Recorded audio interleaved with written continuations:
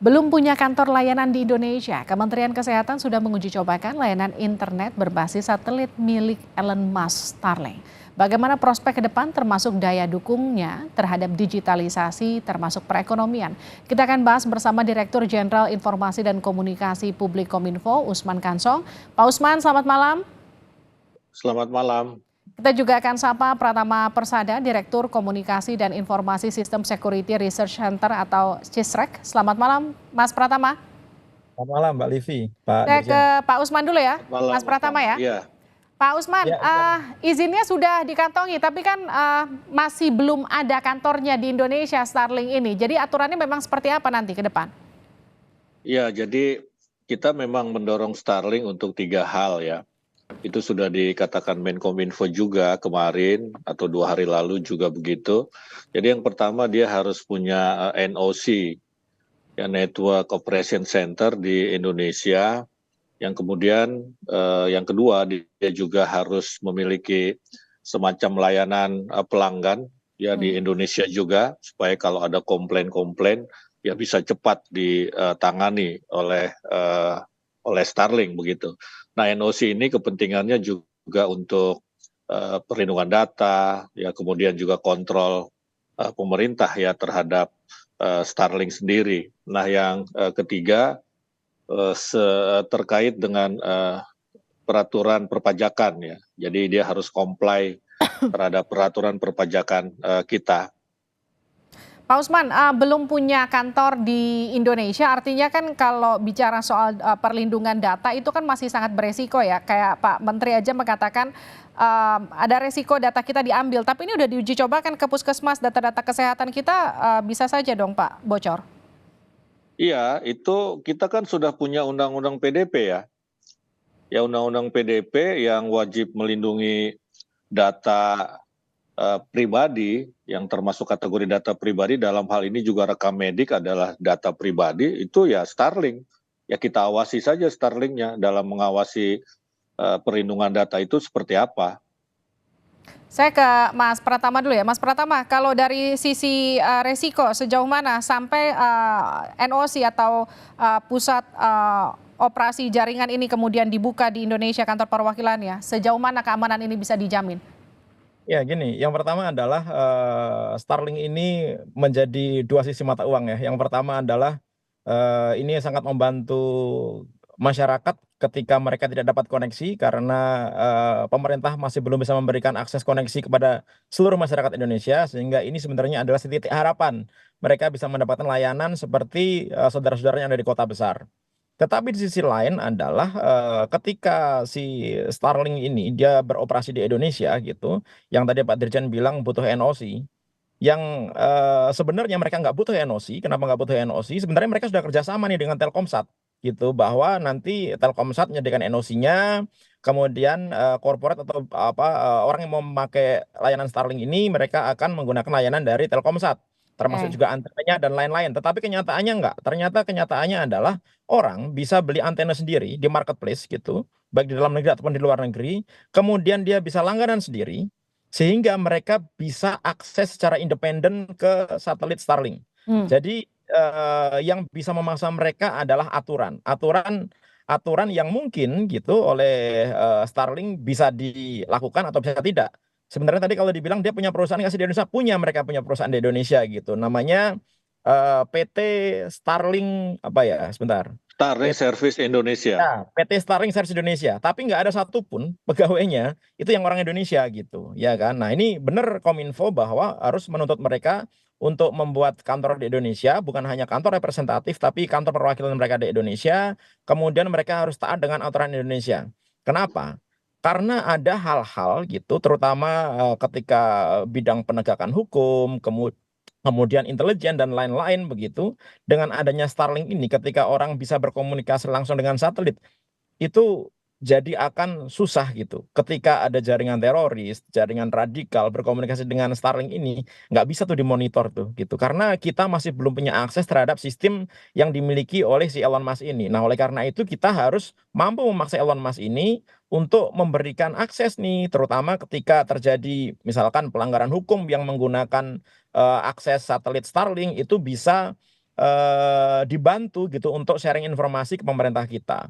Kemudian berikutnya aspek bisnis. Kita tahu Starlink saat ini memberikan akses yang cukup besar, 700.000 per bulan dengan speed 300 Mbps gitu, dan itu sudah mulai mengalahkan provider-provider yang ada di Indonesia. Kedepannya si Starlink ini dia akan mereduce harganya. Begitu usernya banyak, dia akan mereduce harganya sampai 400.000, sampai 300.000, bahkan mungkin sampai di bawah 100.000 nanti. Bayangkan kalau akses internet cepat ini harganya di bawah harga operator saat ini gitu. Bagaimana nasibnya para penyelenggara telekomunikasi yang ada di Indonesia? Mati Oke. semuanya. Telkomsel, Indosat, XL itu bisa mati semua. Nah, oleh karena itu perlu dicari mekanisme bagaimana supaya kerjasama si Starlink ini dengan perusahaan lokal tidak mematikan usaha yang ada di Indonesia gitu. Oke, Kemudian jadi berikutnya kedaulatan. Masalah kedaulatan. Nah, kita nggak punya akses sama sekali itu terhadap sistem Starlink. Dan di Indonesia kita belum siap untuk membuat Starlink ini nurut sama kita. Sehingga agak disayangkan sebenarnya gitu Starlink ini sudah diresmikan ketika perangkat-perangkat hukum yang harusnya bisa mengikat mereka itu belum established gitu. Sehingga kalau sekarang ini layanan Starlink digunakan oleh orang, kita nggak bisa melakukan apa-apa gitu. Kita nggak bisa memberikan pidana, kita nggak bisa memberikan akses ilegal dan lain-lain. Dan juga nanti ini akan dipakai terutama di saudara-saudara kita yang tidak terjangkau internet di wilayahnya gitu menjadi sarana utamanya. Tadi ketika diresmikan oleh Pak Menteri Kesehatan untuk kesehatan gitu, sektor kesehatan, wah ini bagus sekali nih gitu. Oke lah gitu ya. Tetapi nanti akan ada hal-hal yang berkaitan dengan pelanggaran hukum dan lain-lain begitu ketika dimanfaatkan secara tidak benar oleh aktor-aktor kriminal di Indonesia. Nah, itu harus ada mekanismenya tuh bagaimana oke. sih ini mau share informasi terhadap aparat penegak hukum dan intelijen di Indonesia. Gitu, Mbak. Jadi mekanisme pencegahan yang juga harus diperhatikan. Tadi ada 2 catatan dari Mas Pratama, salah satunya ini soal aspek sharing informasi dan juga kedaulatan kita nanti akan seperti apa ke depannya Pak Usman, sudah dipersiapkankah? Iya, kita kan seperti saya sampaikan tadi, Mas Pratama juga sampaikan bahwa regulasi, ya regulasi kita sudah punya regulasi. Termasuk misalnya ketika Starlink kita wajibkan untuk berbadan hukum Indonesia, ya berbadan hukum Indonesia itu hanya salah satu, dan dia memilih berbadan hukum Indonesia. Ya sebelumnya dia sudah bekerja sama dengan Telkomsat, ya artinya boleh dia beroperasi di Indonesia tetapi harus bekerja sama dengan operator dalam negeri. Yang ketiga dia bisa saja mengakuisisi perusahaan Indonesia. Nah, dengan demikian, maka kalau dia sudah berbadan hukum Indonesia, kontrolnya kan akan lebih mudah dan itu memang aturan harus seperti itu begitu. Nah, kemudian terkait dengan perlindungan data, ya kita sudah punya undang-undang perlindungan data pribadi, artinya regulasi ya tinggal kemudian kita penegakan hukumnya seperti apa. Nah, kemudian dari sisi teknis ya, dari sisi teknologi juga dengan membangun NOC di dalam negeri di Indonesia, tentu ini kan bagian dari pendekatan teknologi dalam mengontrol perusahaan lain ya perusahaan asing yang kemudian berbadan hukum Indonesia ini ya untuk ya bagaimana dia supaya comply begitu dengan segala peraturan perundang-undangan yang ada di Indonesia. Pak Usman, kalau Starlink sekarang sudah mulai operasi, sudah mulai digunakan di puskesmas terluar khususnya, artinya kan kita berkejaran dengan waktu. Kapan kemudian target dari pemerintah untuk Starlink dipaksakan dalam kata tanda kutip untuk membuat kantor perwakilannya atau NOC di Indonesia, itu sudah ada belum pembicaraan sampai ke sana? Iya, saya kira sudah ada ya dengan Direktorat Jenderal Penyelenggaraan Pos dan Informatika. Ya, sudah ada itu, ya memang itu sesuatu yang harus dilakukan, termasuk juga tadi disebutkan tenaga kerja. Ya ini kan masih berproses juga ya semua ya, masih berproses. Kemudian juga yang kemarin terjadi di Bali ini kan ya bisa dibilang uji coba begitu ya, tidak langsung 700 puskesmas kemudian terjangkau internet ya, ada proses dan selama proses itu kan bisa kita lakukan secara paralel dengan kewajiban-kewajiban Starlink lainnya begitu. Oke, Pak Usman tadi catatan Mas Pratama selain ada aspek keamanan yang juga harus diperhatikan, ada juga aspek bisnis soal ancaman pengelola sektor telekomunikasi yang juga ikut nanti ke depannya akan terancam ketika Starlink ini makin banyak usernya di Indonesia. Apa antisipasi dari Kominfo soal itu? Ya, tentu kita akan mengatur ya kompetisinya ya, bahkan kita dorong untuk berkolaborasi.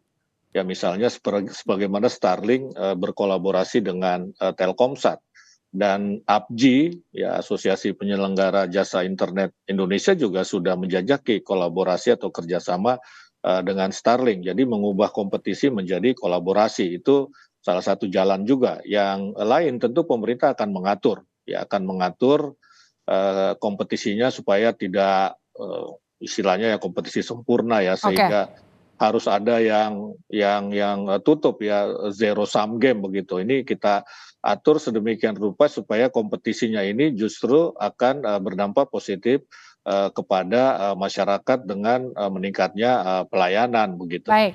Ini catatan terakhir dari Mas Pratama. Kita sambut baik kehadiran Starlink di Indonesia, tapi pasti ada faktor resiko yang juga harus diantisipasi oleh pemerintah, Mas Pratama. Selain tadi catatan Mas Pratama soal aspek keamanan dan juga aspek bisnis, ada lagi kah catatan untuk pemerintah ke depan? Tadi yang disampaikan Pak Dirjen memang idealnya seperti itu ya gitu. Tetapi masalahnya ini nggak ideal gitu. Jadi ketika si Starlink ini bekerja sama dengan Telkomsat begitu, yang harusnya nanti memanfaatkan backhaul dari Telkomsat, sampai saat ini ternyata nggak terwujud gitu. Sudah ada tuh MOU mereka dengan Telkomsat. Yang kedua, harusnya di Indonesia ketika masyarakat kita mau terkoneksi ke Starlink menggunakan infrastruktur dari Telkomsat, ternyata nggak bisa dibatasi tuh.